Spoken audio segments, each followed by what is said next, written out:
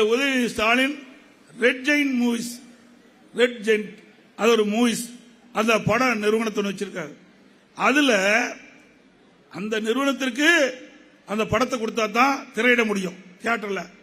வேற யாராவது அந்த படத்தை வாங்கவே முடியாது. அப்படி வாங்கப்படாத படம் 100க்கும் மேற்பட்ட படம் பெட்டியில தூக்கிட்டு இருக்கு. குறைஞ்ச பட்ஜெட்ல எடுக்கப்பட்ட திரைப்படங்கள் எல்லாம் இன்றைக்கு அந்த பெட்டியில தூக்கிட்டு இருக்குது. ஆக அடிமாட்டு விலைக்கு கேட்கிறாங்க. இன்றைக்கு பட தயாரிப்பாளர் கண்ணீர் விட்டுக் கொண்டிருக்கிறாங்க. வாங்கின கடனை செலுத்த முடியல. இந்த விடியா திமுக ஆட்சியில இந்த ரெட் ஜெயின் இந்த நிறுவனம் எங்களுக்கு குறைந்த விலையில நாங்க படம் தயாரிப்பு அந்த அளவுக்கு கொடுத்தா கூட பரவாயில்ல, அதுல பாதி அளவுக்கு தான் இந்த படத்துக்கு முதலீடு செய்து சொல்றாங்க. அதனால நாங்க கடுமையா பாதிக்கப்பட்டுட்டோம் சொல்றாங்க. ஆக அரசாங்கத்திலையும் ஊழல் செய்யறாங்க. அவருடைய ரெட் ஜெயின் அந்த நிறுவனத்திலேயும் ஊழல் செய்கின்ற ஒரே கட்சி திமுக கட்சி தான், வேற எந்த கட்சியும் கிடையாது. எதையும் விட்டு வைக்க மாட்டாங்க. தண்ணி பாட்டில் கூட விற்கிறாங்க. குடும்பத்தை சேர்ந்தவங்க தண்ணி பாட்டல் எங்க விற்கிறாங்கன்னா அந்த பார்ல இருக்குது பாத்தீங்களா, அந்த பார்ல விற்கிற தண்ணி பாட்டில் யாருது? திமுக குடும்பத்தை சேர்ந்தவர் தான். ஆக தண்ணி பாட்டில் கூட விற்பனை செய்து பணத்தை பெறுகின்ற ஒரே குடும்பம் திரு ஸ்டாலின் குடும்பம் தான்.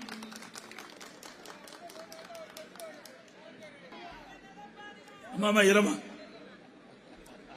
இரண்டாவது போதைப் பொருள் எது கிடைக்குதோ கிடைக்கலையோ, போதைப் பொருள் எளிதா கிடைக்கின்ற மாநிலம் தமிழ்நாடு. கஞ்சா விற்பனை அமோகமா இருக்குது.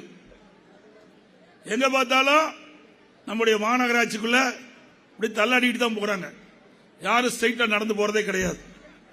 அது இளைஞர்கள் அதிக அளவில் இந்த கஞ்சா போதைக்கு அடிமையாகி சீரழியக்கூடிய காட்சி இந்த மாநிலத்தை பார்க்கப்படுகிறது. ஆக இப்படிப்பட்ட நிலைமை தமிழகத்தில் நிலவிக் கொண்டிருக்கிறது. ஆக இந்த கஞ்சா போதையை தடுக்க வேண்டும் என்று பல முறை நான் சட்டமன்றத்தில் பேசினேன், ஊடகத்தின் வாயிலாக பேசினேன், நான் அறிக்கை விட்டேன்.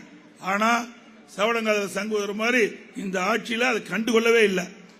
இதற்கு மீது ஒரு டிஜிபி இருந்தார், சைலேந்திர பாபு இருந்தார். அவரு கஞ்சா ஆபரேஷன் ஒரு அறிவிப்பை கொடுத்துட்டு கஞ்சாவை கட்டுப்படுத்துவதற்காக நடவடிக்கை எடுக்கணும்னு சொல்லி 2.0, 3.0, 4.0 போட்டார். கடைசி வரைக்கும் ரிட்டையர் ஆக போறதுக்கு ஓ போட்டுக்கிட்டே ரிட்டையர் ஆகி போயிட்டார். கடைசி வரைக்கும் கஞ்சாவை கட்டுப்படுத்தவே முடியல, அதை தடுக்கவே முடியல. ஏன்னா விக்கிறது பூரா திமுக காரன். அவர் எங்க போய் கஞ்சாவை கட்டுப்படுத்த முடியும்? நாமக்கல் மாவட்டத்தில் திருச்செங்கோட்டில் ஒரு குடோன், திமுக கவுன்சிலுடைய குடோன், அதுல 5 கோடி ரூபாய் மதிப்புள்ள போலி மதுபான தயாரிப்பு ஆலை கண்டுபிடிச்சிருக்காங்க.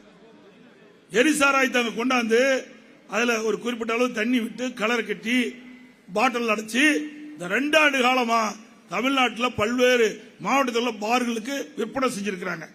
இதை கண்டுபிடிச்சிருக்காங்க. 2 ஆண்டு காலமா காவல்துறைக்கு தெரியாம அந்த கள்ள மதுபானம் தயாரிக்க முடியும். ஆக இப்படி போலி மதுபானத்தை தயாரித்து திமுக கட்சி சேர்ந்த நிர்வாகிகள் இன்றைக்கு கோடி கோடியா பணம் சம்பாரிச்சு வச்சிருக்கிறாங்க. அதனாலதான் போதைப் பொருளை கட்டுப்படுத்த முடியல. எல்லாமே திமுக காரர் தான் இந்த போதைப் பொருளை இன்றைக்கு ஈடுபட்டு இருக்கிறாங்க. அதோட அண்மையில் திமுக சென்னையில் தான் திமுக அயலக அணி அமைப்பாளர், எந்த கட்சியிலுமே அயலக அணி கிடையாது. எந்த கட்சியிலும் இருக்குதா எனக்கு தெரிஞ்சு இல்ல.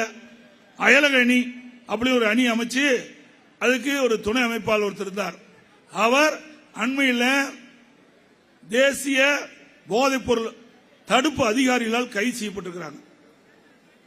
அந்த அவர் இப்போ யாரோட இருக்கார் பாருங்க, யாரோட இருக்காருங்க, அவரோட இருக்கார். இப்ப யாரோட இருக்காரு? அப்படி முதலமைச்சரோட இருக்கிறாரு, விளையாட்டுத்துறை அமைச்சரோட இருக்கிறார். அவர் என்ன கொடுக்கிறான்னு யாருக்கும் தெரியல, அது வேற விஷயம். ஆக ஆயிரக்கணக்கான கோடி போதைப் பொருளை வெளிநாட்டுக்கு கடத்துவர்கள் இவர் புகைப்படம் எடுத்திருக்கிறார்.